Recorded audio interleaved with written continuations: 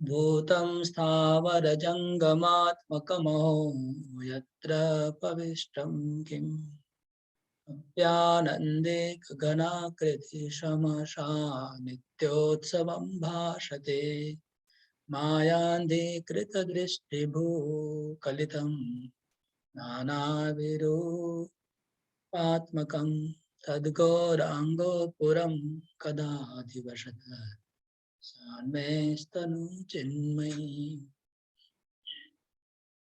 कहते हैं कि अगर कोई नवदीप धाम में प्रवेश करता है तो प्रवेश करके जो भी वहां पर दिखाई पड़ेगा, स्थावर जंगम भूत, भूतम मतलब जितने भी जीव है, जितने प्रकार के भी जीव है, स्थावर और जंगम। स्थावर मतलब जो बिल्डिंग्स हैं और पहाड़ हैं, वृक्ष लता हैं, और जंगम मतलब पंछी हैं, पशु हैं।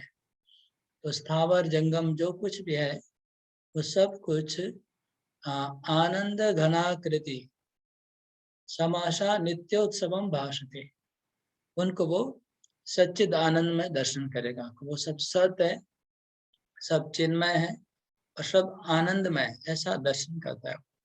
और नित्य उनको उत्सव, हमेशा नित्य उत्सव का दर्शन करता है।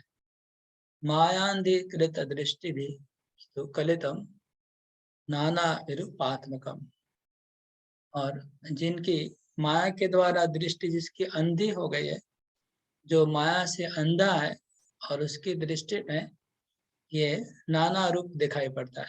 भौतिक वस्तुएं उनको दिखाई पड़ती है, भौतिक दृष्टि से वो देखता है। लेकिन जो लोग भक्ति पूर्वक देखेंगे उनको सच्चिदानंद में देखेंगे। तो ऐसे गौरांगपुर मतलब गौरांग महाप्रभु का पुर है, मायापुर। उसमें कदाधिवसत, कब मैं यहाँ पर अच्छी तरह से निवास करके मेरा शरीर कब चिन्मय हो जाएगा, यहाँ वास करने से मेरा शरीर चिन्मय हो जाएगा, वो दिन कब आएगा, ये था।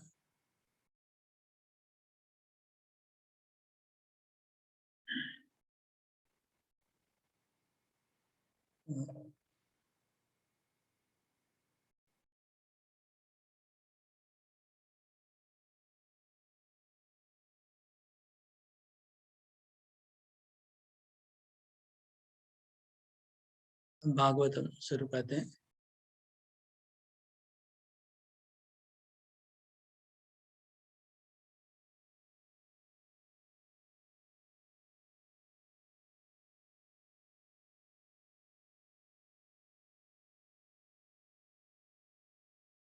कल हमने शायद 39 नंबर श्लोक पढ़ा।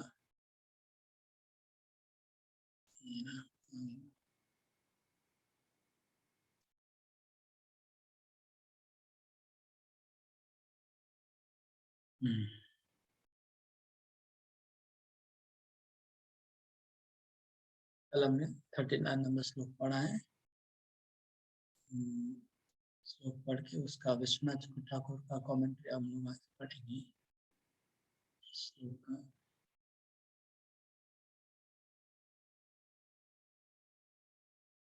वेक्षालकावृतमुखं तव कुण्डलश्री गण्डस्थलाधरशुकम् असितावलोकम्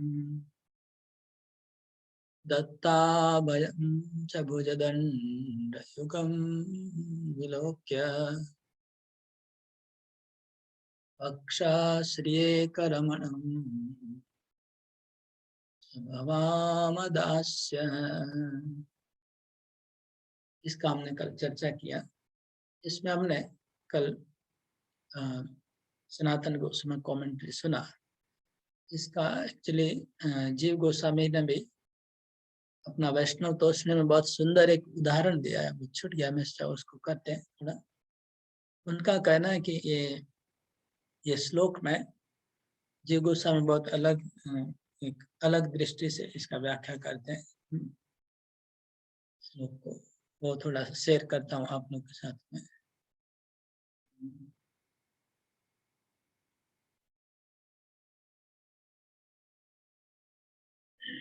जे गोस्वामी कृत वैष्णव रोषणी।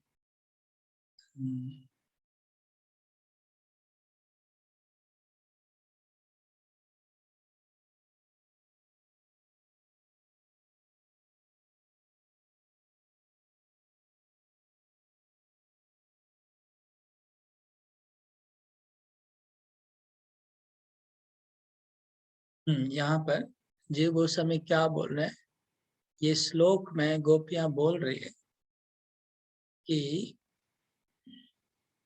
हमारी जो आंखें हैं,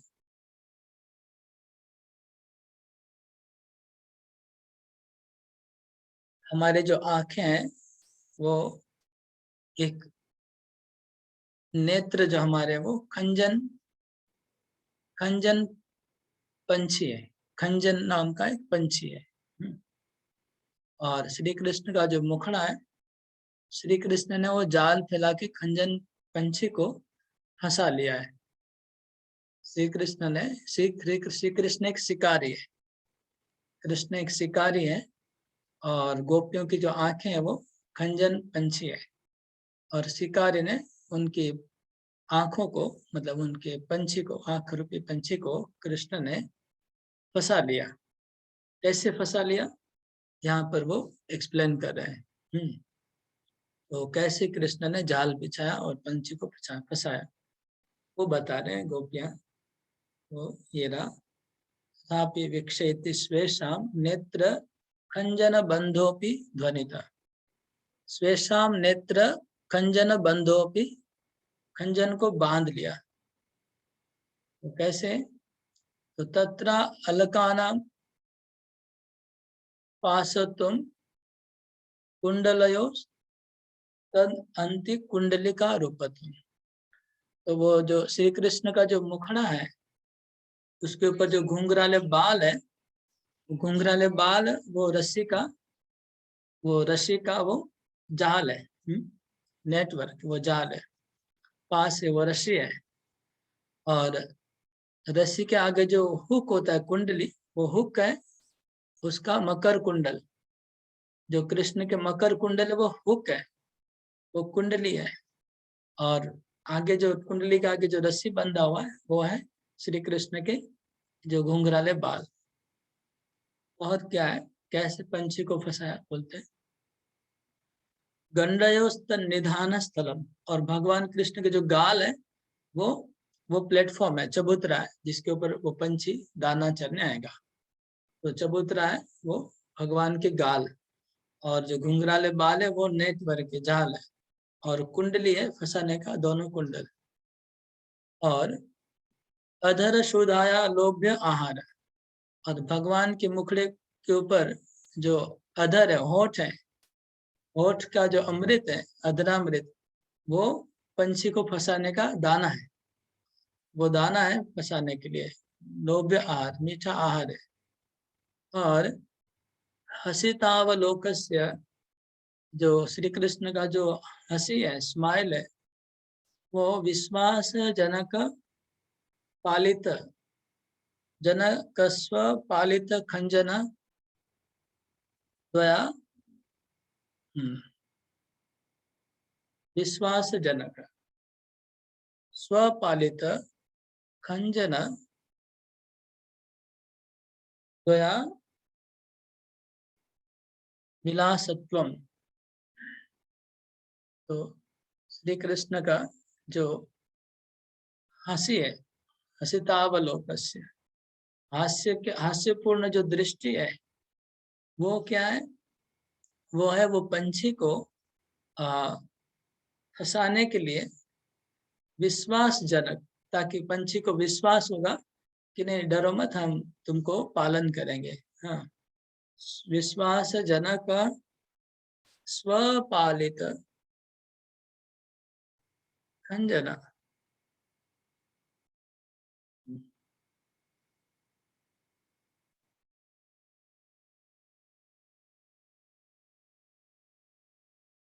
विलासत्व, अपना जो जिस खंजन पंछी को बांध लिया है, उसको उसको जो बांध बांध लिया है, फिर से अलकानाम पाशुत्वम कुंडल यो तद अंति कुंडलिका रूपत्वम गंडयो तन्निधान स्थलम अदर्शुदाय लोभ्य आहार हसितावलोकस्य विश्वासजनक पालित खंजना द्वया विलासत्वम और तत्र भुज दंड युग च दत्ताभयत्वेन भयत्वमेव पल्लव युक्तत्वाद इति भाव। और दोनों हाथ है भुज दंड युग, वो क्या है? दत्ताभय मतलब अभय प्रदान करने वाले हाथ है, वो क्या है? पल्लव युक्तत्वाद इति भाव। और दोनों हाथ में पल्लव है, पत्ते हैं पेड़ के। तादृश वक्षश्च सुखचार प्रदेशोत्तमिति। और भगवान का जो वक्ष स्थल है वो पंछी को चराने का जगह, वो मतलब जो पंछी को बांध के ले गया है वो उसमें पंछी को चराएगा। सुखचार प्रदेशोत्तमपि ज्ञापितम अन्यते। बस यही था उदाहरण कि कृष्ण ने एक जाल बिछाया है गोपियों के आंखों रूपी पंछी, खंजन पंछी को बांधने का। अभी हम विश्वनाथ ठाकुर का कमेंट्री थोड़ा देखेंगे, कल शायद नहीं हुआ था।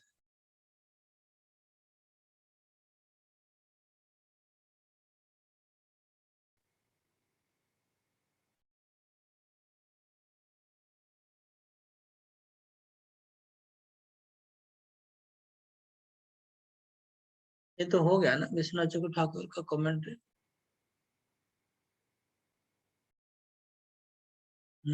हो गया है।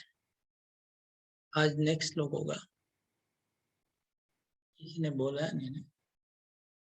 ओके, आज श्लोक नंबर 40।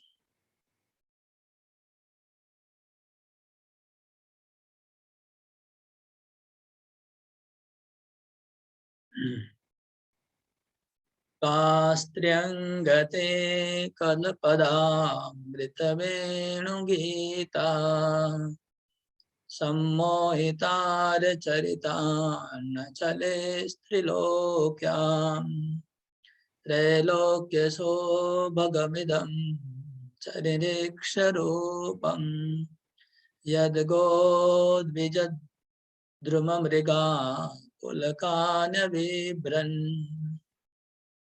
कास्त्र्यंगते कल्पदामृतवेणुगीता सम्मोहितारचरिता न चले स्त्रिलोक्याम् त्रैलोक्यशोभगमिदं च निरीक्ष्यरूपम् यद्गोद्विजद्रुमा मृगा पुलकान्यबिभ्रन्। जो लोग श्लोक पढ़ेंगे हाथ उठाइएगा।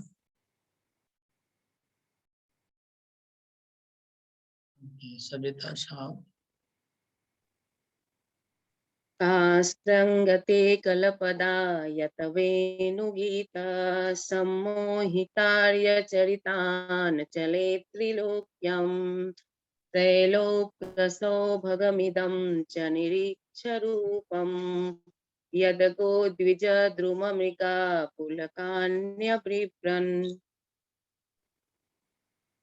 कास्त्र्यंगते कल्पदा यतवेणुगीता सम्मोहितार्यचरिता न चले त्रिलोक्याम् त्रैलोक्यसौभगमिदं च निरीक्ष्य रूपम् यद्गोद्विजद्रुममृगा पुलकान्यबिभ्रन्।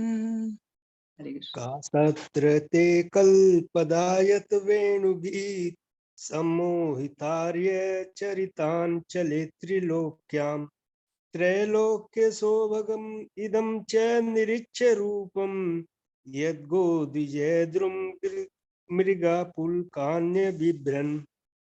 हरे बोल, हरे कृष्ण। ओके, अभी हम लोग अपना अनुवाद पढ़ते हैं। इसी से अनुवाद करेंगे। अन्वय से अनुवाद है, ये अंग, अंग मतलब अपने मित्र, कृष्ण को अपना मित्र के हिसाब से संबोधन करें, सखा। त्रिलोक्याम, तीनों लोकों में, का स्त्री वर्तते, ऐसी कौन सी स्त्री रहती है जो तुम्हारे कलपद अमृत वेणु, कलपदायत वेणु गीतम, मतलब तुम्हारा जो बंसी की ध्वनि है, जिस बंसुरी में तुम आलाप तान मारते हो, बंसी की तान तुम्हारी सुन के सम्मोहित नहीं हो, सम्मोहित नहीं हो जाए, और आर्य चरितान न चलित, आर्य चरितान मतलब जो धर्म है, समाज का जो धर्म है, उस समाज के धर्म से चलित नहीं हो जाए, ऐसी कौन सी स्त्री, त्रिलोक में ऐसी कौन सी स्त्री है। हे अंग, हे मित्र, स्त्रियों की बात छोड़ दो, इवन गोद्विज मृगा, गाय, पंछी और मृग, ये भी नहीं रह सकते मोहित हुए बिना तुम्हारी बंसी ध्वनि से। त्रैलोक्य सौभगम, तुम्हारा ये जो मोहन रूप है वो क्या है, तीनों भुवन में सौभगम, अत्यंत सुंदर है और सबको मोहित करने वाला है। इदम रूपम, ये रूप देख करके, च वेणु नादम श्रुत्वा, तुम्हारा वेणु का नाद सुन के, इवन गाय को और पंछी को और मृग को भी रोमांच हो गया था। बोलो पुलकानी अभिभ्रन, उनको भी पुलक हुआ, पंछियों को और गायों को भी पुलक हो गया तुम्हारी बंसी सुन के। तो हमारी बात क्या कर रहे हो, तो ये रहा यहाँ पर श्रीधर स्वामी का पहले कमेंट्री है। ननो जुगुप्सितम औपपतिम इति उक्तम, तो कृष्ण ने कहा कि अरे आप लोग मेरी दासी बनने के बहाने से आप लोग उपपति मुझे बनाना चाहती है, अपने पतियों को त्याग करके मुझे को आप उपपति के रूप में मुझे प्राप्त करना चाहती है, ये तो बहुत घृणित काम है। जुगुप्सितम, जुगुप्सितम मतलब घृणित है, ये तो निंदनीय कार्य है।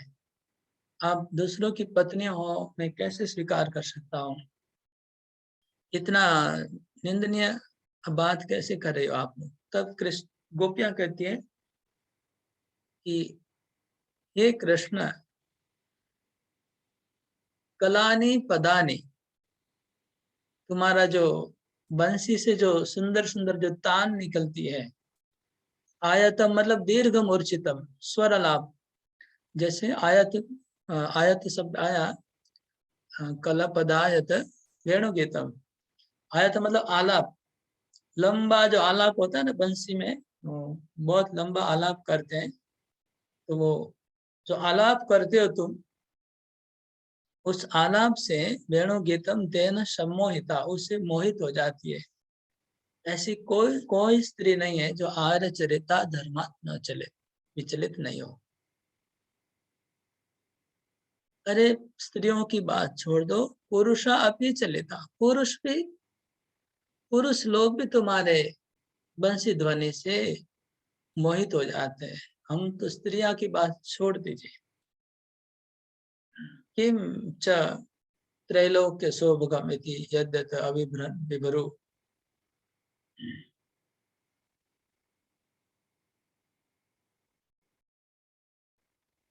त्वद द्योतक शब्द श्रवण मात्रेणापि तावन् निज धर्म त्यागो युक्त, किम पुनस्त्वद अनुभवेन इति भाव। बोलते कि तुम्हारा बंसी का नाद सुन के बाद, तुम्हारी शब्द ध्वनि सुन के सब धर्म त्याग कर देना चाहिए। तुम्हारा शब्द कान में पड़ के तुरंत सब धर्मों को त्याग करना चाहिए। और और जो लोग तुम्हारा नजीक से अनुभव किया उनकी क्या बात है। ये था सिद्धर स्वामी का कमेंट्री। अभी हम श्रवण करेंगे सनातन गोस्वामी का टीका।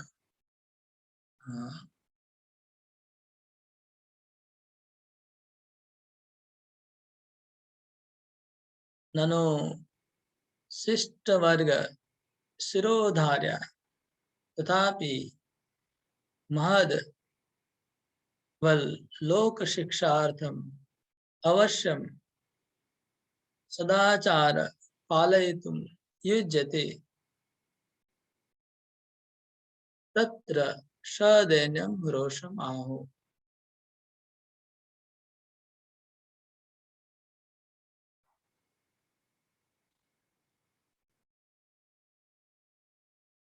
तो कृष्ण कहते हैं अच्छा अच्छा, मतलब पिछले श्लोक में गोपियों ने शायद कहा कि हम लोग का कोई गलत इरादा नहीं है, हम लोग आपकी दासियां बनना चाहती है और कुछ नहीं। तब कृष्ण कहते हैं ठीक है, शिष्ट वर्ग शिरोमणि। आप लोग शिष्ट वर्ग मतलब बहुत सदाचारी, जो धर्म का पालन करते हैं, उसके आप लोग शिरोधार्य हैं। आप लोग को बहुत बहुत धन्यवाद। आप लोग जो शिष्ट लोग होते हैं उनके सर पे मणि के जैसे हैं।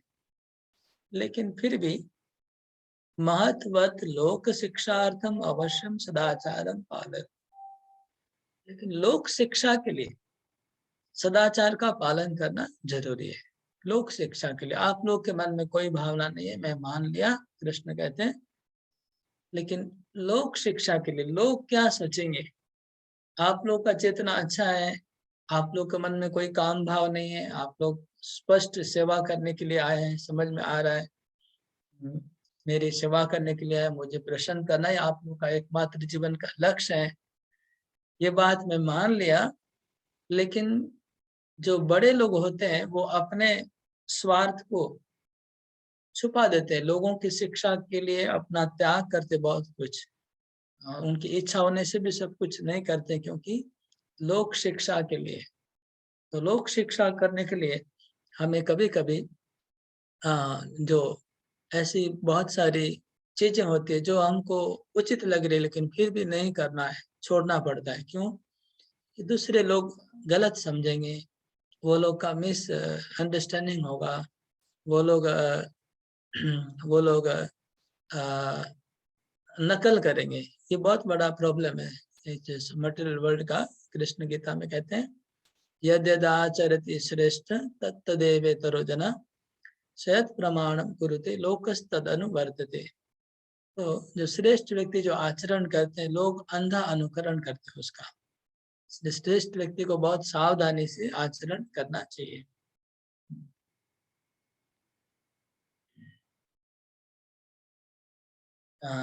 तो ऐसा ऐसा माना जाता है कि जो बड़े बड़े लोगों को बहुत सावधानी से चलना पड़ता है।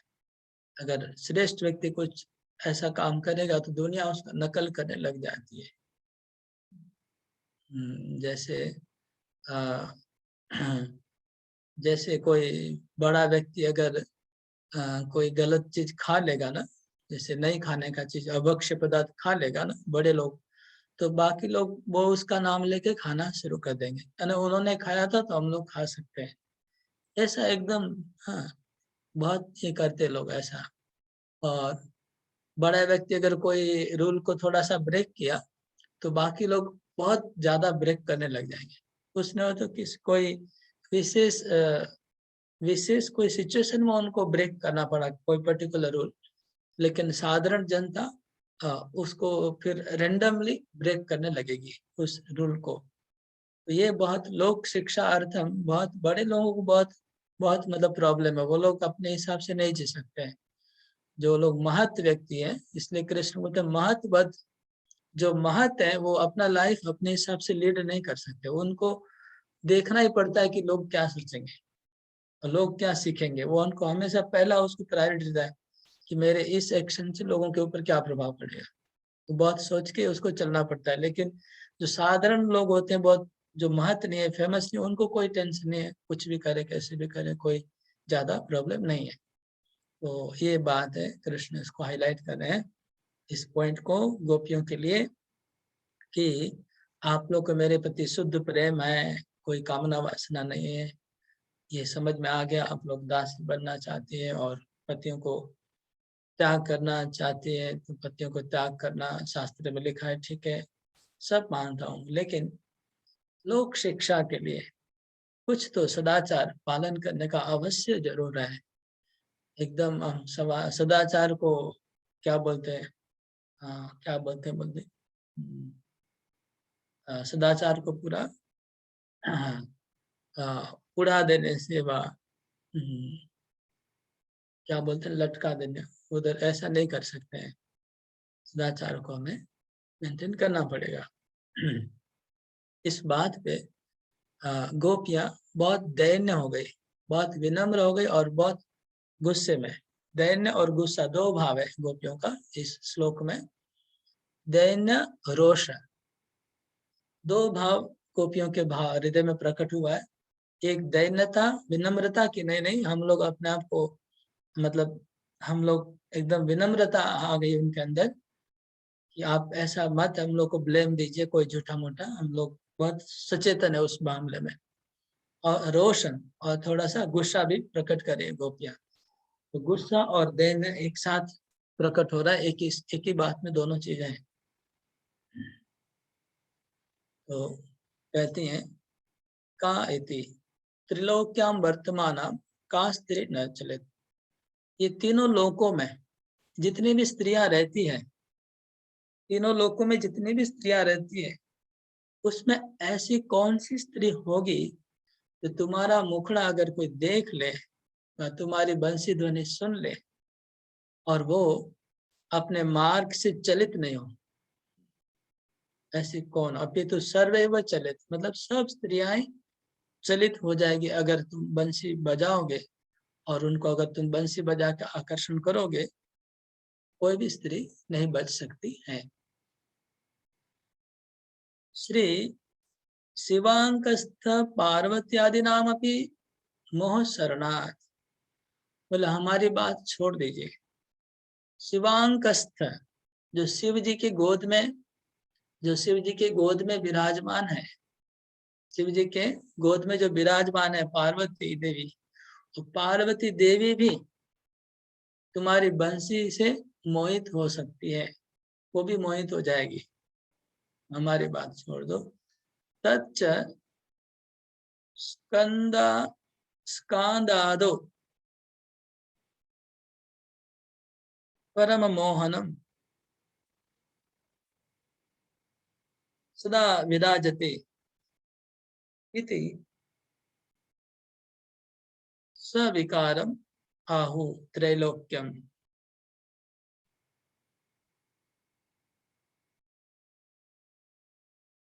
शिवांकस्थ पार्वत्यादि नाम अपनी मोह शरणार्थ। तच्च स्कांद आदो प्रसिद्धम एवं। स्कंद पुराण में, ये स्कांद आदि मतलब स्कंद पुराण में वो कथा प्रसिद्ध है, कैसे पार्वती देवी भी मोहित हुई थी, वो स्कंद पुराण में प्रसिद्ध है। स्कांद आदो प्रसिद्धम। अत्रापि भागवत में भी 10वें स्कंद में 21वें श्लोक में भी लिखा है कि देव्यो विमान गतय, जब रासलीला नहीं, जब बंसी बज रही थी, 21 अध्याय मतलब बंसी, तब आकाश में जो देवियां थी, जो अपने पतियों के साथ विमान में बैठ के दर्शन करने आई थी श्री कृष्ण का, बंसी को सुनने आई थी देवियां आकाश में। वो देवियां भी मोहित हो गई थी आकाश में। स्वर्ग की देवियां भी तुम्हारा बंसी ध्वनि सुन के मोहित हो गई। गोपियां बोलना चाह रही है। इत्यादिना सूचितमेव कदाचित वा वेणुगीतम नो देतु नाम रूपम च परम मोहनम सदा विराजते। हाँ, अगर तुम वेणु का ध्वनि ना भी करो, हाँ, वेणु की ध्वनि की बात छोड़ दो, तुम्हारा जो रूप, तुम इतने सुंदर हो कि तुम्हारा रूप देखकर भी लोग परम मोहित हो सकते हैं। तुम्हारा रूप भी परम मोहन है। परम मोहनम सदा विराजते। बंसी तो तुम कभी कभी बजाओगे, हमेशा नहीं बजाओगे, लेकिन तुम्हारा मुखड़ा तो सदा विराज कर रहा है, परम मोहन करने वाला। इति सविकारम, इसलिए गुस्से में और दैन्यता से बोलती है त्रैलोक्यस्य तीनों लोकों की बात करती है। तीनों लोक मतलब ऊर्ध्व, अधो, मध्य। तीनों लोक मतलब ऊर्ध्व लोक पृथ्वी के ऊपर वाले लोक, मध्य लोक मतलब पृथ्वी लोक, और अधलोक मतलब पृथ्वी के नीचे वाले लोक। वर्तमान लोकत्रयस्य, तीनों लोकों में जितने भी लोग रहते हैं, वर्तमान लोकत्रयस्य, इन तीन लोकों में सौभाग्यम जनप्रियतम, तुम्हारा जो रूप है वो क्या है? सौभाग्य है, वो जनप्रिय है, सौंदर्य है। यस्माद् वा तदिदं प्रत्यक्ष वर्तमानम इति अन्यथा तो निरस्तम। तदिदं प्रत्यक्ष वर्तमानम इति, यहाँ पर प्रत्यक्ष विराज कर रहा है तुम्हारा असाधारण। अनेन श्री रघुनाथस्य यत् सौंदर्य दृष्ट्वा मुनयोपि मोहिता भाविष्यं गता। हाँ, और तुम्हारा मुखड़ा देख करके कौन मोहित नहीं होता है? जब रघुनाथ, रघुनाथ मतलब रामचंद्र, जब रामचंद्र वनवास गए थे तो दंडकारण्य जंगल में, दंडकारण्य के जंगल में मुनि लोग भी मोहित हो गए। रामचंद्र का सौंदर्य देख के मुनि लोग मोहित हो गए और उनको एक विशेष भाव में डूब गए थे रामचंद्र को देख करके। वो कथा पद्म पुराण में उत्तरखंड में आया। ये श्लोक है, यहाँ पर कोट किया है श्लोक। पुरा महर्षय सर्वे दंडकारण्यवासिनः दृष्ट्वा रामं हरिं तत्र भोक्तुमेच्छत् सुविग्रहम्। ते सर्वे स्त्रीतमापन्ना समुद्भूताश्च गोकुले। तो यहाँ पर इस पद्म पुराण का ये श्लोक है। इसका अर्थ है कि पूरा प्राचीन काल में महर्षय सर्वे, जितने भी महर्षि दंडकारण्य फॉरेस्ट में वास करते थे, उन्होंने जब राम को देखा, दृष्ट्वा रामम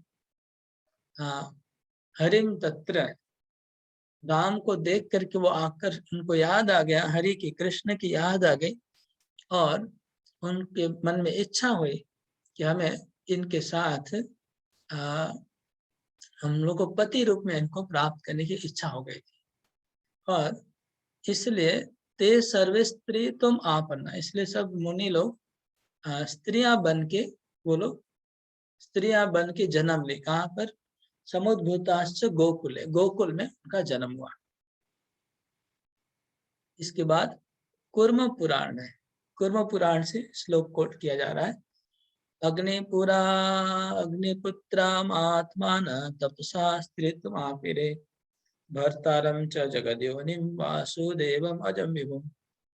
तो अग्निपुत्र, अग्नि के पुत्र लोग भी भगवान को अपने पति रूप में प्राप्त करना चाह रहे थे। उन्होंने महान तपस्या किया और उन्होंने स्त्री का रूप में जन्म लिया और भगवान कृष्ण को पति रूप में प्राप्त किया।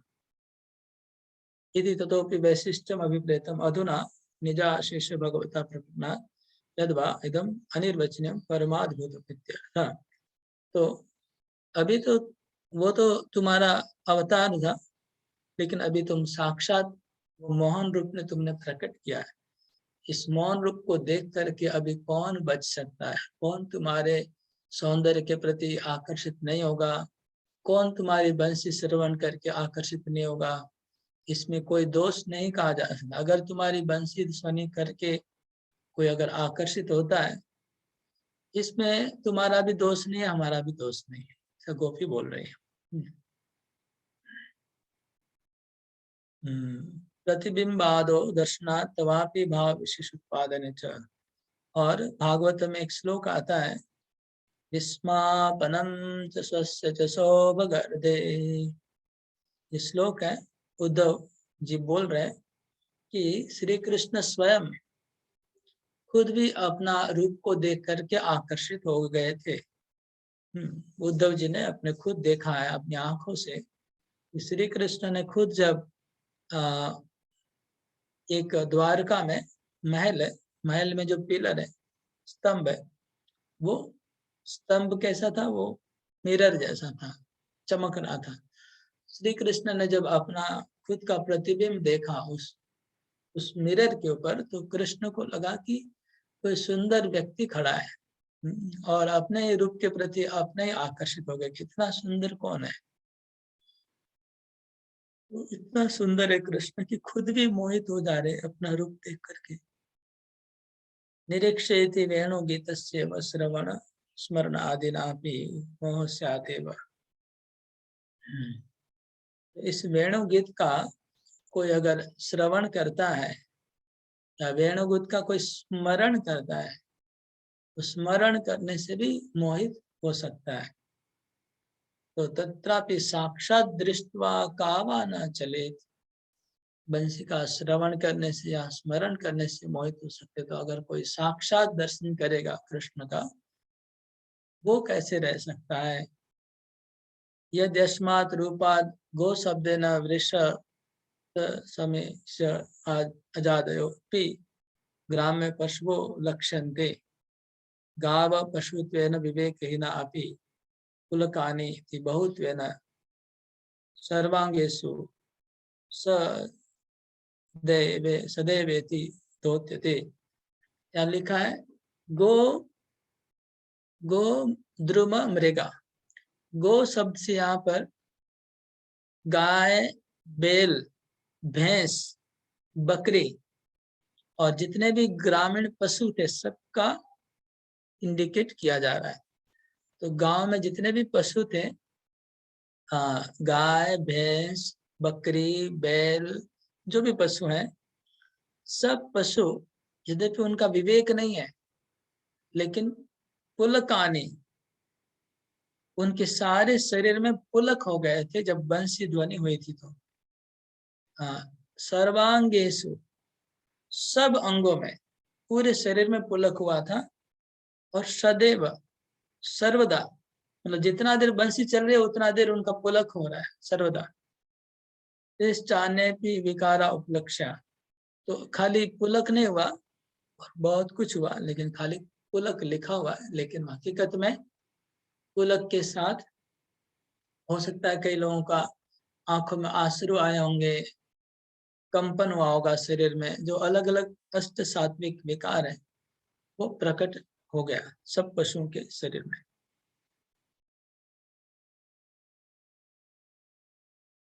अस्पंदनम गतिमताम इत्यादि उक्ति अविभ्रम भाविष्यद्वयात् वेणुगीता विरूपस्य परमोन तच्च रुक्मिण्यादेव्या वक्ष्यते रूपम दृशां दृशितमादृशिमता किल किलाभम्।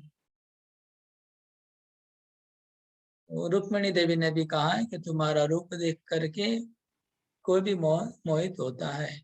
रुक्मिणी ने भी कहा प्रार्थना में।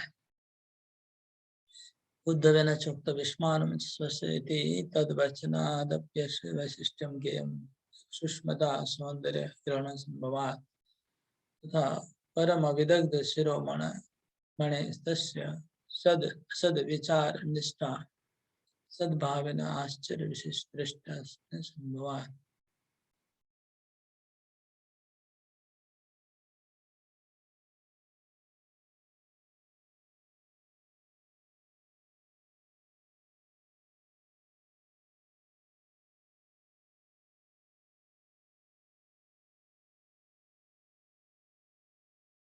बोलते कि पुरुष लोग भी आकर्षित हो गए थे, जैसे श्रीधर स्वामी ने कहा ऊपर में, पुरुष तो कौन से पुरुष, सनातन गोस्वामी बोलते हैं कौन से पुरुष, बोलते कि जब बंसी बजा था तो इंद्र, शिव और ब्रह्मा, ये लोग भी बंसी की ध्वनि से इनके शरीर में भी अष्ट सात्विक विकार आने लग गए थे।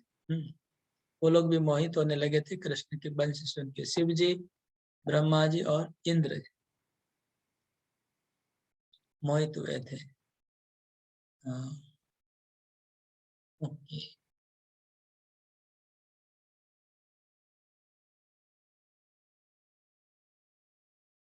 21 नंबर अध्याय में वेणु गीत से मोहन कौन कौन मोहित हुआ था इसका वर्णन हुआ है।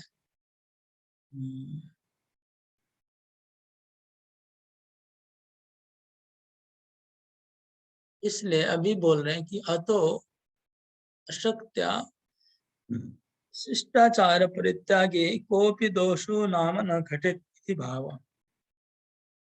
गोपियां ये बोल रही है कि देखिए सब लोग मोहित हो जा रहे हैं तुम्हारा बंसी सुन के, क्योंकि वेणु और गीत तुम्हारा और तुम्हारा जो रूप है वो परम मोहन वाला है। कृष्ण नाम नो मोहन तो अंग अंगे तेरा न परम। इसलिए हम लोग जो शिष्टाचार परित्याग करते हैं उसमें कोई दोष नहीं घट रहा है, क्योंकि तुम सबको मोहित करते हो।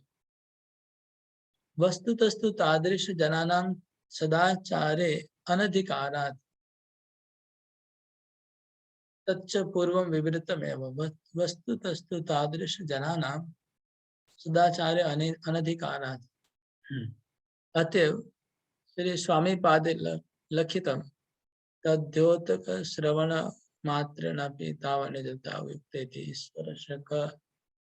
ईश्वरस्य सर्वशक्तिमत्वा लोक संग्रहार्थम सदाचार पालनम यस्य तस्य संभवेत् एव।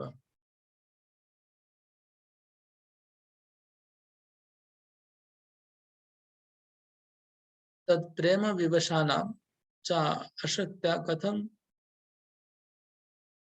संभवेत् एवमेव तेषां महात्म्य विशेषो निगूढ़ो तेनैव आदि व्यंजन अभितम चिद्रित।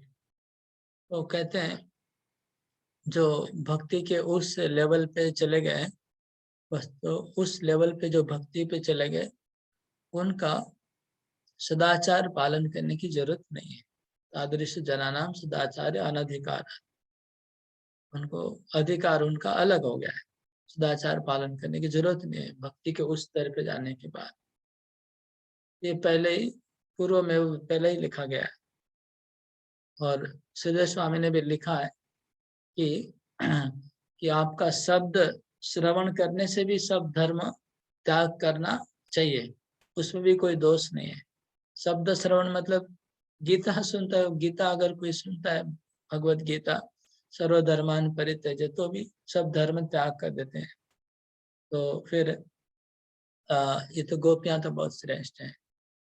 ईश्वरस्य च सर्वशक्तिमत्वात् लोक संग्रहार्थम सदाचार परिपालनम तस्य संभवेत् एव। तत्प्रेम विवशानां अशक्त्या कथम संभवेत्। बोलते कि जो ईश्वर है, ईश्वर जो होते हैं वो सर्वशक्तिमान होते हैं, तो वो लोग ईश्वर लोग क्या है कि सदाचार पालन कर सकते हैं, लेकिन हम लोग जो भगवान के प्रेम में विवश हो गए उनकी शक्ति नहीं है, सदाचार पालन करने की शक्ति नहीं है, तो क्या करेंगे वो, ये बता रहे हैं। ओके, अभी हम थोड़ा टाइम है तो विश्वनाथ ठाकुर का कमेंट देख लेंगे।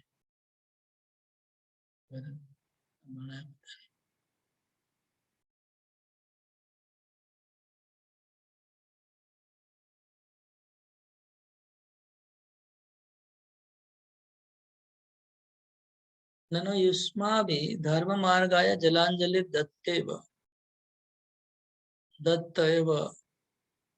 तत्किमन्यापि पतिव्रता विद्वेषति निर्लज्ज।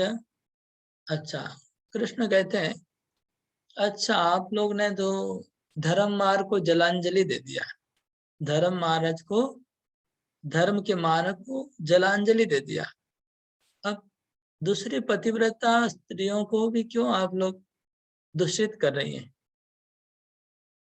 तो एक श्लोक कोट किया है नीति शास्त्र से, विदुषयति निर्लज्ज स्वयं दुष्ट प्राणपि। जो व्यक्ति स्वयं दूषित हो जाता है किसी प्रकार से, उस दूसरों को भी दूषित करने का प्रयास करता है, या अपने लेवल में सबको लाना चाहता है, ऐसा एक नीति में आता है न्याय शास्त्र में। तो जो व्यक्ति दूषित होता है दूसरों को दूषित करना चाहता है। आप लोग बोले धर्म को जलांजलि दे दिया, तो दूसरों को भी क्यों आप लोग नष्ट करेंगे? हाँ, इसलिए मद्वक्षस केव ये लक्षण विशेष रूपा सुवर्ण रेखा भ्राजते ताम च दृष्टवा प्रतिपस्ति दुष्ट। बोल रहे कि कृष्ण बोल रहे कि आप लोग खुद तो धर्म को जलांजलि दे दिया, लेकिन दूसरी पतिव्रता स्त्रियों को बदनाम क्यों कर रहे हैं? मेरे जो वक्षस्थल पे जो स्वर्ण की रेखा है वो जन्म जात है, मैं जन्म के साथ ही मेरे स्वर्ण रेखा हुई थी, तो वो एक लक्ष्मी देवी का सिंबल है। वो लक्ष्मी देवी का सिंबल है। हाँ, वो सुवर्ण रेखा जो है वो लक्ष्मी देवी का सिंबल है। आप लक्ष्मी देवी जो पतिव्रता शिरोमणि है उनको आप बदनाम करे, छी छी छी, आप लोग बहुत बड़ा अपराध कर दिया। लक्ष्मी देवी के बारे में ऐसा बोल के आपने बहुत अपराध कर दिया। कृष्ण ऐसे बोले। हाँ, तत्र न कामपि दोष्याम किंतु त्रिजितामपि धर्म ध्वंसनाय विधात्रा त्वं सृष्टोऽसि। गोपी कहते नहीं नहीं नहीं नहीं नहीं नहीं नहीं नहीं, छी छी छी, हमने लक्ष्मी देवी को हम दोषी नहीं बोलना चाह रहे थे, हम लक्ष्मी देवी का निंदा करना नहीं चाह रहे थे, हम लक्ष्मी देवी को सम्मान करते। हम तो बोलना ये चाह रहे कि तुम्हारा जो ब्रह्मा जी ने, विधाता ने, कि तुम्हारा जो स्वरूप बनाया है सब स्त्रियों का धर्म को ध्वंस करने के लिए तुमको बनाया है, ये बोलना चाह रहे हैं। तुम्हारा जो रूप है इसको ब्रह्मा जी ने बनाया है सब स्त्रियों के धर्म को ध्वंस करने के लिए। दोष लक्ष्मी देवी का नहीं, दोष तुम्हारे रूप का है, ये बोल रहे हैं। तो फिर बोलते हैं तम सृष्टो से सरोष चापलम, थोड़ा गुस्सा और थोड़ा चपल मतलब चालाकी से बोला गोपियों ने। का स्त्री अंग, हे कृष्ण, कलानी पदानी यत्र तद अमृतम रूपम तद वेणु गीतम। तो तुम जब वेणु गीत में जो अमृत का वर्षण करते हो और उसमें जब आलाप जो तान लगाते हो, वो तान सुन के कौन सी स्त्री ऐसी नहीं है जो दूषित नहीं हो, मतलब अपने धर्म को मोहित नहीं हो जाए, धर्म को त्याग नहीं कर दे। तो ये तुम्हारे वेणु में ऐसा चमत्कार है। आहार चरितान पातिव्रत्य लक्षण निज धर्मात् न चले, पतिव्रत्य लक्षण निज धर्मात् न चले अपितु सर्वैव चलेत। आर्य चरितात् मतलब जो आर्य चरित मतलब जो धर्म मार्ग है उसे पातिव्रत्य लक्षण निज धर्मात्, पतिव्रता रूप का जो निज धर्म है उससे खाली चलित नहीं होता है, लेकिन सर्वैव चलित, सब लोग अपने अपने धर्म से चलित हो जाते हैं, खाली पतिव्रताओं का बात नहीं है। कि धर्म त्याजन लक्षण प्रत्यवायम त्वं प्राप्स्यसि इति भाव। तो जब तुम बंसी बजाते हो तो तुम्हारा जो ये काम है, स्वभाव है, सबका धर्म को विच्युत कर देना, तो सब लोग अपना धर्म त्याग करके जो तुम सबको धर्म से छुड़ा रहे हो तुम्हारे पास आकर के सब शरणागत होंगे। यही तो बंसी का काम है। न केवलम त्वद गुणस्य एव धर्म ध्वंसकता अपितु तद रूपमेव। केवल तुम्हारी बंसी में ये धर्म ध्वंस की कला नहीं है, तुम्हारे रूप में भी वही कला है, तुम्हारा रूप भी ये काम करता है। ऊर्ध्व अधो मध्य देश स्तेषु प्राकृत अपराकृत लोकेषु अपि शोभगम एव यस्तत् न तो धर्म ध्वंसक हेतुक तस्याप्यत्र द्वेष इति भाव। कहते हैं कि ऊर्ध्वलोक, अधोलोक और मध्यलोक में, प्राकृत अपराकृत, भौतिक और आध्यात्मिक जगत में, जितना भी जगत है, जितना भी आध्यात्मिक जगत है, ब्रह्मांड जो भी है, हाँ, सबका तुम्हारा जो रूप है सबके लिए कल्याणमय है, सबका कल्याणकारी तुम्हारा रूप है, तुम्हारी बंसी सबका कल्याण करने वाली है। इसलिए तुम्हारी बंसी के द्वारा और तुम्हारे रूप के द्वारा अगर सबका धर्म च्युत हो जाते, सब लोग अपना अगर धर्म को त्याग कर देते हैं, फिर भी किसी को इसके बारे में कंप्लेन नहीं है, द्वेष नहीं है, कोई इसको लेके कोई नाराज नहीं है कि क्यों तुम धर्म ध्वंस कर रहे हो। इस बात पे कोई किसी का मत विरोध व द्वेष नहीं है तुम्हारे प्रति। न च स्त्रीणाम स्वाभाविक कामोपि मोहे हेतु अस्तिति वाच्यम। बोलते कि जो स्त्रियों को स्वाभाविक जो कामना वासना होती है वो यहाँ पर नहीं हो रहा है। तुम्हारा वंशी और रूप से वो स्त्रियों का जो साधारण काम है वो काम नहीं है यहाँ पर। यहाँ क्या है, तुम्हारी वंशी मोह उत्पन्न कर रही है, मोह हेतु मोह उत्पन्न करती है। अगर स्त्रियों को कामना वाली वंशी होती तो फिर एक गाय और पंछी और जानवर और बैल भैंस ये लोग सब तुम्हारी वंशी से फिर क्यों आकर्षित हो जाते। तो ये तो वो काम नहीं, ये तो दूसरा एक आकर्षण है तुम्हारी वंशी में, वो काम वाला आकर्षण नहीं है ये बोले। इसके लिए स्त्री आकर्षित नहीं हो रही है। तो वाच्य यतो जंगम स्थावरणम सर्वेषां वैवश्य प्रापको तद्रूपम् यतो गीत रूपाभ्याम अभिभ्रमण विभरो तस्मात् हे राजन किम बहुना। हे राजा मतलब हे कृष्ण, हे राजन, कृष्ण को राजा बोल रहे। और क्या बताएं कि इंद्र, शिव और ब्रह्मा जी के साथ जितने भी बड़े बड़े देवता हैं सब लोग कश्मलम ययु, कश्मलम मतलब सबका मन विकल हो गया था तुम्हारा वंशी श्रवण करके। तुम स्वयं भी मोहित हो जाते हो, ये भी हमने सुना है, भागवत में आता है। इसलिए इसमें कोई बड़ी बात नहीं है। हरे कृष्ण। तो विश्वनाथ ठाकुर का कमेंट्री भी कंप्लीट कर लिया। हरे कृष्ण कृष्ण कृष्ण हरे हरे, हरे राम राम राम हरे हरे। 8 तो बज गया है, समय कम है तो थोड़े से, कोई ज्यादा नहीं, 5 मिनट प्रश्न उत्तर कर लेते हैं। प्रश्न बनाए तो हाथ उठाएंगे। धर्म के इधर को, हाँ ठीक है। और जो लोग उत्तर देना चाहेंगे वो लोग भी हाथ उठाइएगा। हरे कृष्ण प्रभु, दंडवत प्रणाम। सभी भक्तों को मेरा दंडवत प्रणाम। कुछ क्वेश्चंस मैंने बनाए तो हाँ, डायरेक्ट भागवतम पे आ जाएंगे। जीव गोस्वामी के टीका से हम लोगों ने प्रभु ने अभी बताया, उसमें कृष्णा किस प्रकार जाल बिछाया है गोपियों के अंजन को अट्रैक्ट करने के लिए।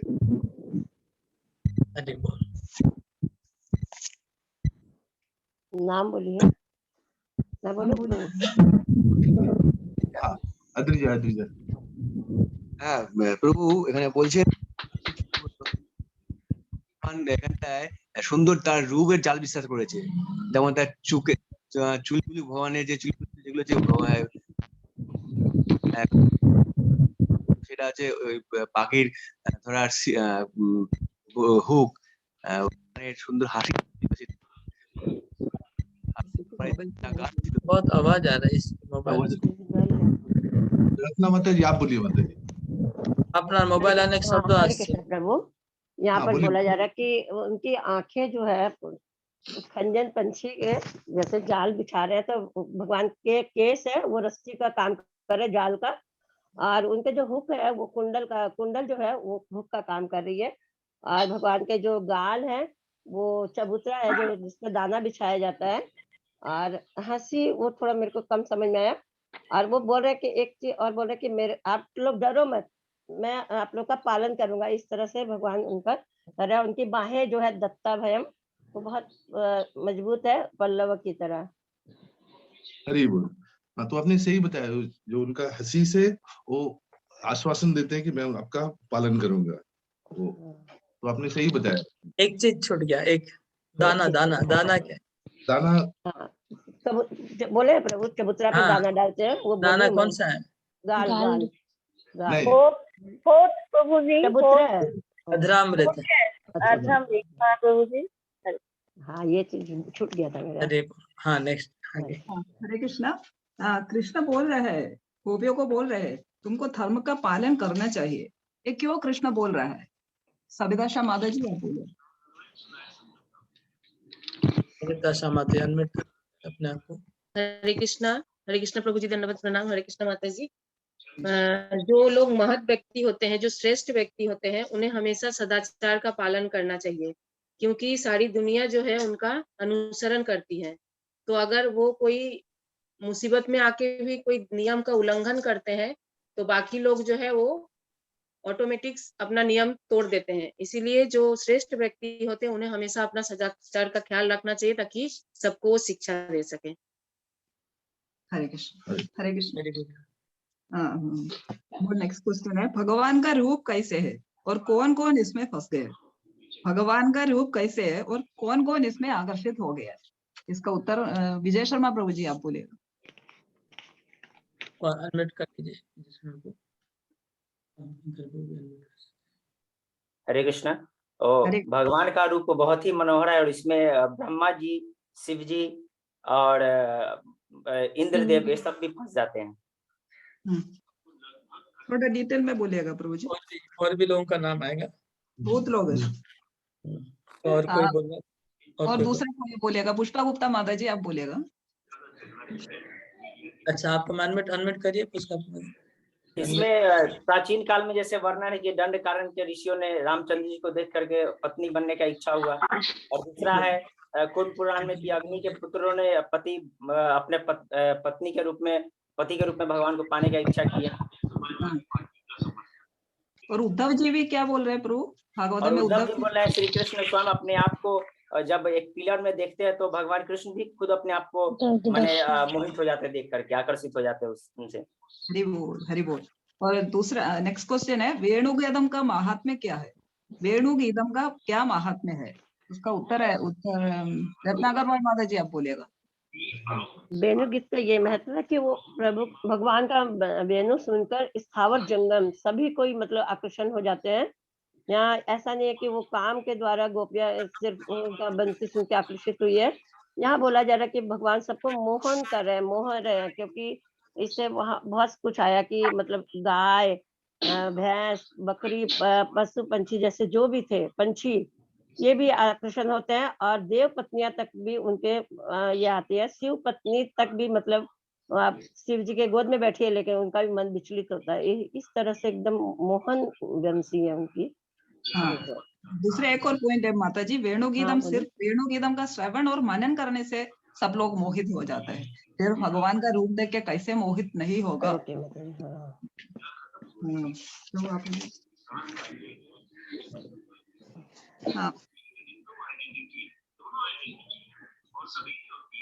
हाँ नीति शास्त्र का एक सिद्धांत है कि भगवान ने क्या बोला है। नीति शास्त्र का एक सिद्धांत है कि भगवान ने क्या बोला है। रामगिंकर प्रभु जी, नीति शास्त्र का एक सिद्धांत है कि भगवान ने गोपियों को क्या बोला है।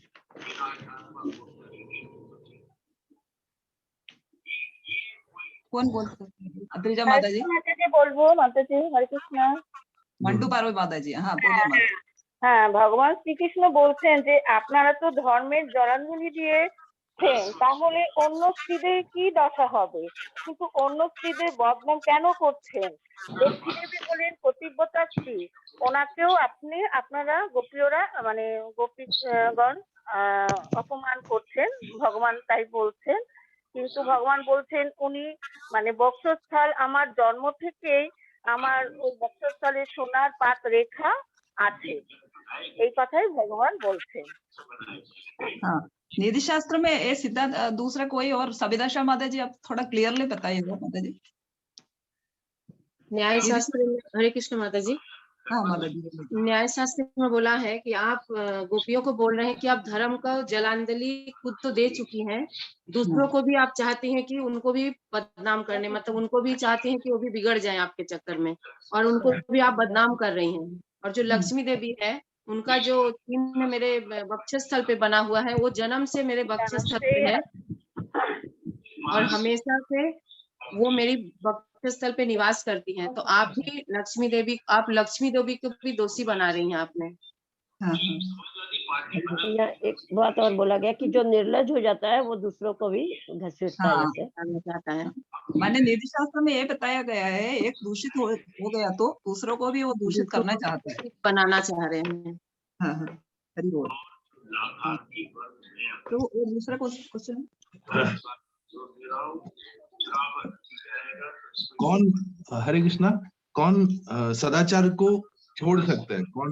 कौन है जो सदाचार को छोड़ सकता है? হরে কৃষ্ণ প্রভুজি, আমি বলতে চাই, बोलूं मुझे? হ্যাঁ, সদাচার তারাই ছাড়তে পারে যারা ভক্তির অনেক উঁচু স্তরে পৌঁছে যায়, একমাত্র তারাই পারে, অন্যরা পারে না করতে। Very good.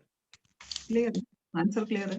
और जो कृष्ण का साथ में जो कृष्ण का ध्वनि सुना है, तो वो भी सदाचार को छोड़ सके, उस उच्च स्तर पे पहुंच হ্যাঁ, जाए। ওরাও ছাড়তে পারে, কিন্তু যারা ভক্তির অনেক উঁচু পর্যায়ে পৌঁছায় তারাই একমাত্র সদাচার ছাড়তে পারে, নাহলে অন্য কোনো ব্যক্তিরা এটা ছাড়তে পারে না। তাহলে ওনার নিন্দা হবে, নিন্দা করবে লোকে তাদেরকে। हरि बोल, हरि बोल, हरि बोल। ठीक है, इतना ही है। ठीक है प्रभु जी, इतना ही है क्वेश्चन। हाँ, टाइम कवर हो गया टाइम भी देख। और कोई पॉइंट बच गया होगा तो दूसरा कोई बता सकते, कोई पॉइंट बच गया तो आप लोग बोल सकते हैं, एकदम जो कोई बोला नहीं। হ্যাঁ, হরে কৃষ্ণ প্রভুজি, আমি বলতে চাই যে কৃষ্ণকে যখন কৃষ্ণ যখন গোপীদেরকে বলল যে তোমরা কেন অন্যদেরকে দোষ করছো, তোমরা লক্ষ্মী দেবীকেও দোষী সাব্যস্ত করছো, হ্যাঁ, তখন কৃষ্ণ বলছে যে আমার এই রূপটা আমার তৈরি করেছে ব্রহ্মা। গোপীরা আমার, বলছে এই কথাটা, গোপীরা হ্যাঁ, গোপীরা বলছে এটা ব্রহ্মা তৈরি করেছে আমার এই রূপটাকে। তোমরা বেণুধ্বনি শুনে কি মোহিত হবে নাকি, এর কারণে আমার জন্য তোমরা ধর্ম ত্যাগ করো কেন ধর্ম ত্যাগ করছো? বাসির এই কাম তোমরা রূপের এই কাম যত জগতে আছে, এটা গোপীরা বলছে এটা আমাদের এই কামটা আমাদের খারাপ কামনা নয়, কামরূপী নয়, এটা আমাদের ভক্তিরূপী কামনা। হ্যাঁ, তো এই কারণে উনি গোপীরা বলছে যে তোমার রূপে আমরা মোহিত হচ্ছি। प्रभु इसका और एक ठो है, मतलब धर्म से जब विचलन होके आपके शरणागत तभी तो आएंगे, जब धर्म से विचलन होके आपके पास आएंगे और शरणागत होंगे जीव। राइट। হ্যাঁ, আর তোমার এই রূপটা হচ্ছে কল্যাণময়, জগতের কল্যাণময়, এটাও বলেছে প্রভু। हरे हरे कृष्ण। ठीक है, रखते हैं। कृष्ण, नाम हरे कृष्ण।